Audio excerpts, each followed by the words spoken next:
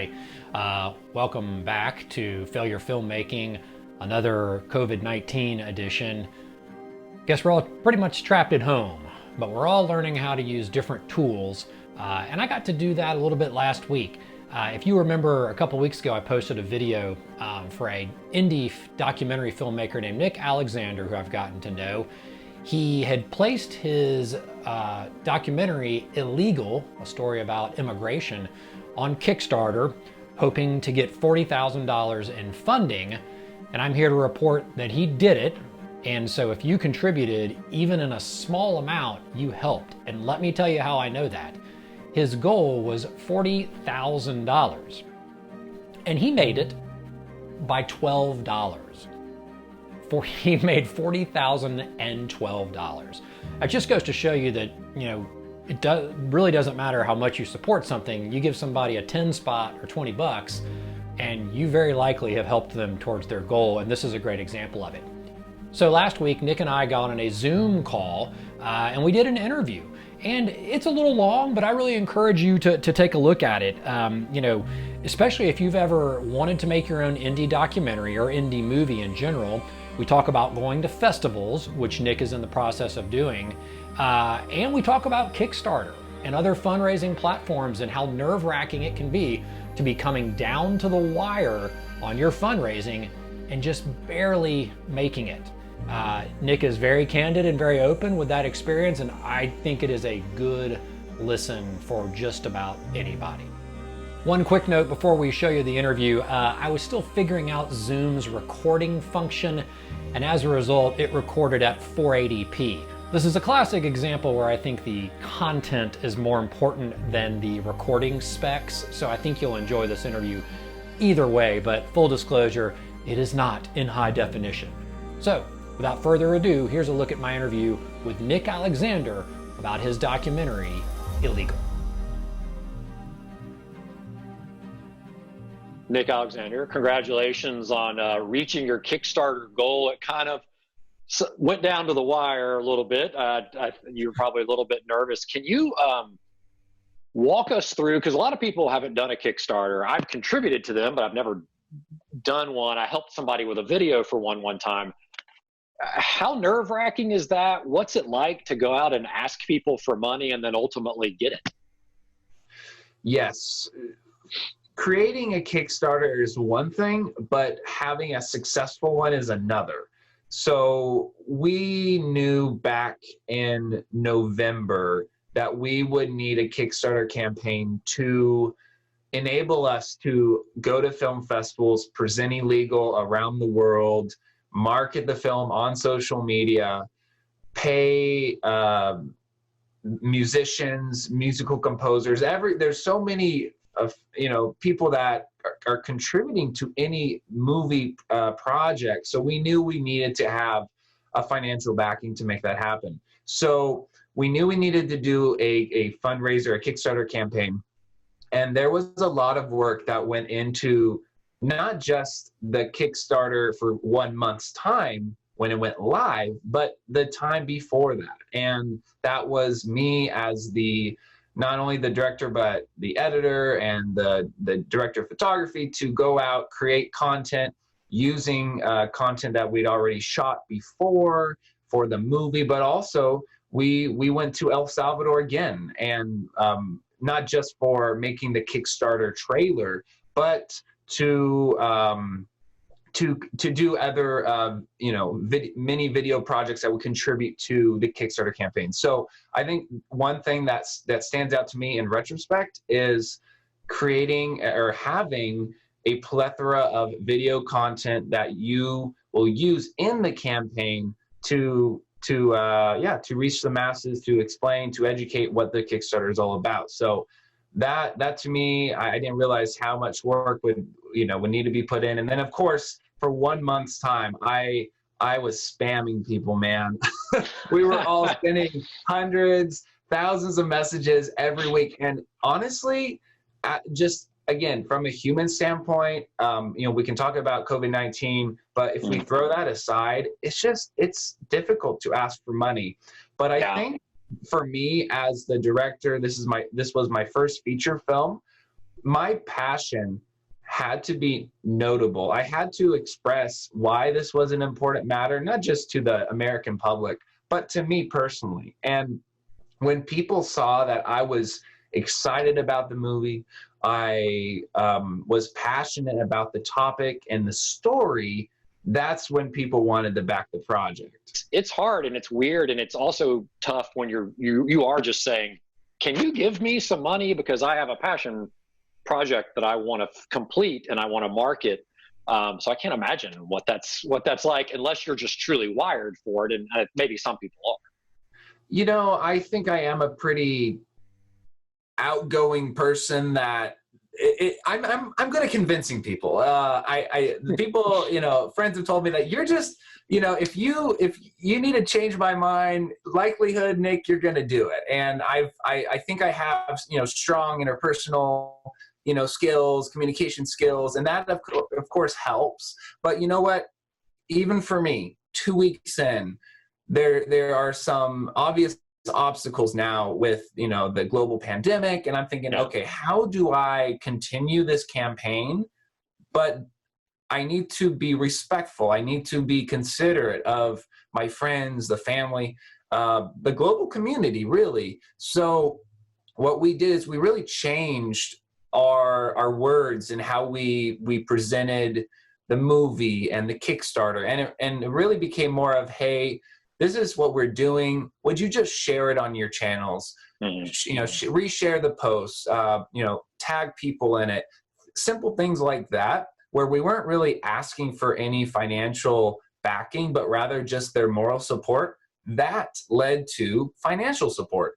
Coming down to the end of the Kickstarter, and I don't know what behind the curtain looks like on your end, but you were close. Like you were both close to making it, and you were in a way close to not making it. And I don't have to include this if you don't want to talk about it, but what is it like to be, especially given the pandemic and everything, like to be on the cusp of being able to make this passion project come true, but also on the cusp of knowing you don't have the financial backing? Scott, something that people don't realize, and I tried to mention this multiple times in my Facebook Lives, in my posting, messaging, this is all or nothing. So Kickstarter has, and every, backing website, I'm sure they have their own policies, but Kickstarter, it's all or nothing. So we were at, I want to say like $33,000 with a few days, less than a week left.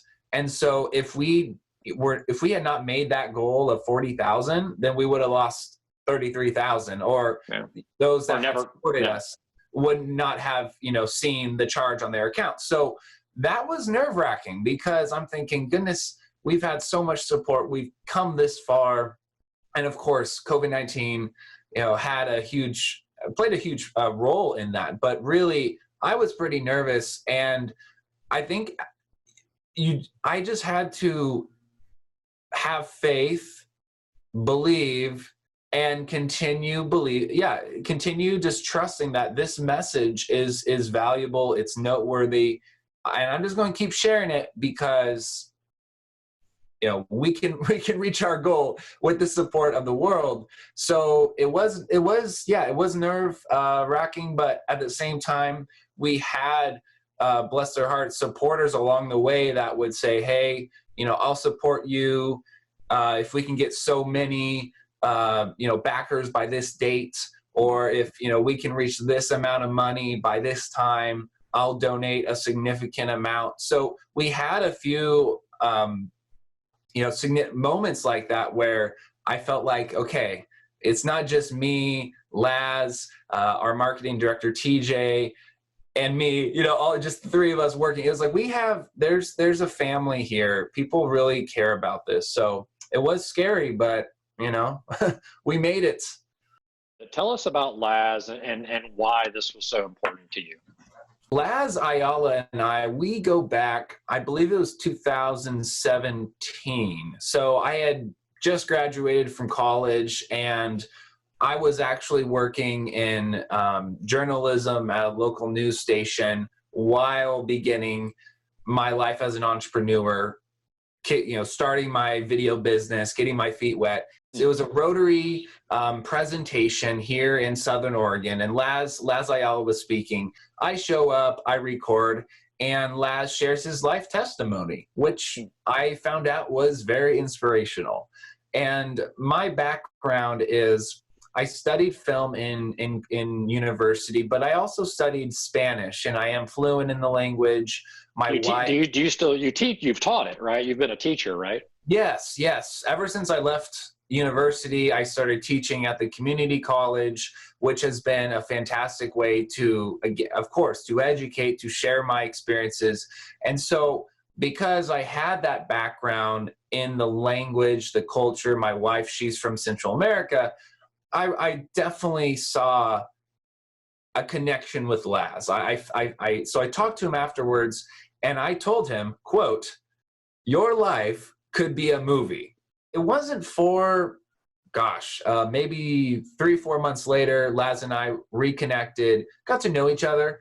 And in 2017, there wasn't really any action until the fall or summer 2018, we'll say. And Laz called me up and said, "Hey, I want to talk about that movie idea." So we talked, and by that time I had more than a year and a half, almost 2 years of experience, creating short docu-style films amongst other projects. And so I was pretty confident. I really didn't know what I was getting myself into, to be honest, but I was of course excited that this might be the door. And one of my favorite professors at university said, in the media cinematography program, he said, "You need to find that door, and that door will be the catalyst to many more big projects. But you got to find that door." And Laz Ayala became that door. October 2018, we go into the contract, we go into the plot of the movie, the scripting. November goes by. December, we're on a plane to El Salvador. Wow. So that's a little just piece of the timeline and how Laz and I got to know each other. Where do you go now that you completed the Kickstarter? What is sort of the status of the movie? I know that you showed it at, I think, at least one, maybe a few festivals. So did you consider it finished, or where are you now in terms of rollout of the film? So as far as the film is concerned, COVID-19 has played, unfortunately, a big role in Illegal, in the movie, where it's at and where it's going. So we did have the premiere of Illegal 2 months ago in New York City. It was a fantastic event. There really aren't words that I can put together when you see your movie on the big screen. Of course, we were planning to screen it for the third time at the Beverly Hills Film Festival, which would have taken place last weekend. And that was, oh my gosh, that was going to be, and I will say it's still happening. Dates have not been decided yet. So film festivals are up next for Illegal, whether that's a virtual film festival or in person. And of course, for me as the filmmaker, I would very much prefer the latter. I'm hoping that film festivals will simply postpone and not cancel, but we will see. You've got all this cool stuff happening, this kind of once in a lifetime thing, or maybe more, hopefully, but you also have like a business to run, and you have to work day to day, and you're running your production company. Like, can you describe like what it's like to have sort of one foot in this, documentary, Kickstarter, film festival arena, and then another foot that's like, but I also got to go, do the projects that are on the plate? So about a year and a half ago, when the production was happening and I was shooting, I had to expand my team. I had to find ways to do two things at the same time. And I tried for a while to do video shoots and editing, but at the same time, filming my feature film and editing that movie. And that just didn't work. I really tried, and I'm a person that tries to do 1,000,001 things at the same time. Doesn't work out very well. So I think I've definitely learned to be flexible and to be accepting of the fact that I can't do this alone. And actually, when I hire a team and I have assistant editors, I can do so much more. So Yeah. it has been I would say a tough learning curve, because that's a whole other discussion, right? How do you educate and instruct and equip those people to do the type of job that I want them to do, the quality, my artistic style? So that has taken time, but fortunately I have several assistant editors. I have several camera operators that are now operating under me. And for example, when I was in New York City, I couldn't do an event over here in Oregon, so I had my team go do it. And I tell you what, when I was halfway, on the other side of the United States, knowing that my team was doing an excellent job, I mean, it was just invaluable. So I think, even though the film festival circuit is exciting and there's a lot of it's celebratory.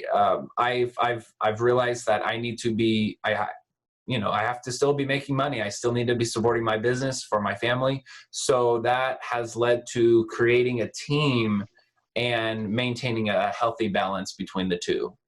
I think sometimes people don't realize, and I don't have even the experience that you have, just because what I do is so corporate, but I think there's this mistaken notion that when you've made a film and you're showing it at festivals, that somehow you're monetizing that, when the reality is usually the opposite. It's costing you a lot of money, because you've got to travel.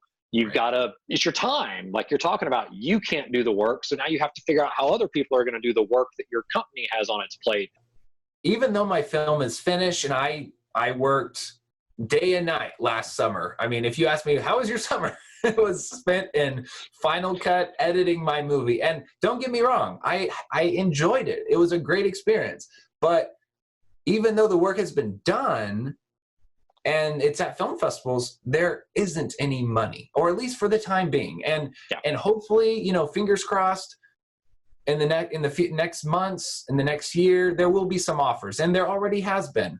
But even at an offer, there isn't any money coming in. The film has not been monetized. And so for me as a filmmaker, I want to ride that movie and, receive the accolades and connect with people, network, and distribute the film. But I also have to be thinking about right now with my business, supporting my family. And sadly, we didn't go to Sundance, maybe next year, maybe on my next film, but it's not, like you say, as glamorous as some people might think it is. What are some things you've just learned in general that either support the way you work or have changed the way you would work on something like this? First of all, I'll talk about what I would do the same. And I think, and this kind of goes both ways, but having a small team from the get-go, I was nervous about that, but in the long run, as my, creating my first feature film, I think there was a lot of benefit in that. And when we were shooting the movie in El Salvador, Mexico, Guatemala in particular, less in the United States, there were a lot of risks and safety measures that we tried to take to ensure our safety. So I think that was a good thing to have a small team. We were intimate. We knew each other. We had a good, successful production. So I think having a small team, that was a good decision. I also, and I already talked about my personality. I like to be in charge of things and to have a leadership role. And so I think, that I'm happy with the decision I made to direct the film, to edit it. But that's also going to be something I talk about as far as what would I do differently. As far as things I would do different, there's a lot of things I would have done differently. Oh my gosh. I think going back to the production in El Salvador, originally we were going to go for 2 weeks, which again is insane for shooting a feature film in 2 weeks. And then there was a change of plans to make it 10 days. And to this day, we could have all used more time. And that's just, as filmmakers, we could always use more time, right? To analyze footage, to, go out and shoot more. And so for me, I definitely would have appreciated a scouting trip to observe the areas, understand what we're going to film. So because we didn't have that, it was a lot of run and gun and just kind of familiarizing myself like on like day to day. It was like, okay, so that's where your aunt lived and this is where dad was. And so that, I think, of course, reduce the amount of time we actually had to film, because I hadn't been to El Salvador before. Despite knowing a lot of Latin America and the landscape and the way of life, I still had to learn about him and his hometown. So more time, absolutely more time. I think there were certain factors or reasons why we had this timeline as it was. One of those was the US election, and essentially having this movie available, on a Netflix or on an Amazon Prime, or just going to film festivals so people could evaluate their perspectives on immigration reform and then be active about it and maybe considering, differently or changing their views. So at the end of the day, Scott, I'm very surprised. I am so surprised how well the movie turned out. And that's coming from me as the editor, as the director. I mean, I had a lot of roles to play, and I am very happy with how it came out. Of course, I would love to have had more time, or, gather more shots and replace things, but that will always, that's always going to happen. So those are a few of the things that I would have done differently, and things that I would still keep. So that's a look at my interview with Nick Alexander from Nick Alexander Films. Check out his website, check out his trailer, and then keep an eye out for the documentary, because it's coming in one way or another. There's going to be some kind of distribution on it, whether it's at festivals or on an online platform. Something's coming down the road. So good for Nick, and I hope good for y'all for checking it out. I think it was an interesting conversation. All right, thanks for checking us out. Hope y'all are doing well, staying out of harm's way, and we'll see you again soon.